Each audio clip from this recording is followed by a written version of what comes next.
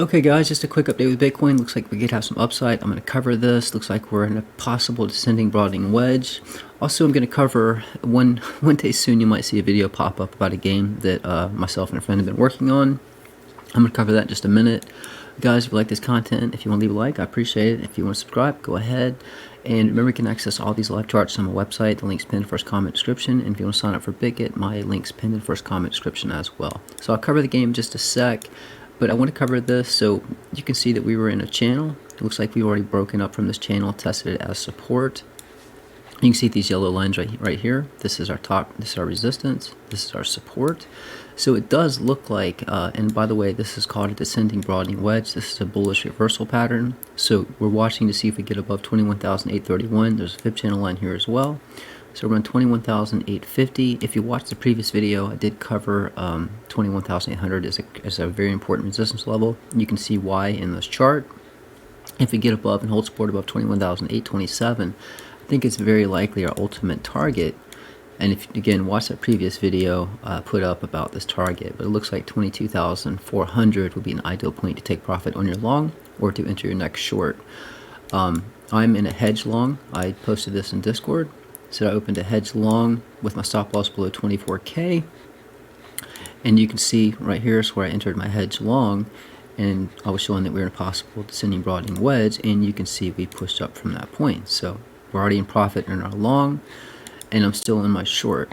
But again, guys, just pay attention to see if we get above 21,827, potentially 21,845. If we do, then it's very likely we're headed up to 22,400. I'll probably enter my short or take profit on my long a little bit before that target.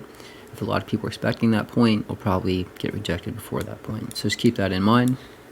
If we do come down, well, the bottom of this descending broadening wedge would be your support on 21,240. So that is a possibility as well. But even getting a rejection here at 21,800 would be somewhat bullish because that would confirm we're in this descending broadening wedge, which is a bullish reversal pattern. So regarding to the game, guys, so I will be putting together a video, and at some point, our game's almost ready for release. It's on Steam currently. So I'll be making a video, and it'll have a soundtrack to it and everything. But again, just want to prepare you as possible that I'll be putting up a video soon, and you'll be like, what the hell is this video about a game? Basically, it's a first-person shooter game, and while you're in the game, we've got prices of crypto. We've added some other cryptocurrencies, but you can actually see the prices of crypto in the game. So if you're a die-hard trader and you like playing games with first-person shooters, well, you can keep track of the prices. And I'm thinking about making it to where you could actually set an alert for a certain price and it'll pop up in the game. But anyways, just expect that sometime soon.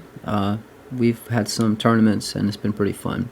But guys, that's it. Just remember, descending broadening wedge, bullish pattern. Doesn't mean we have to break the upside, but if we do, your target up top is around, or your upside target is 22,400. And that does not mean we have to push up. If we do drop, this support to watch is 21,240.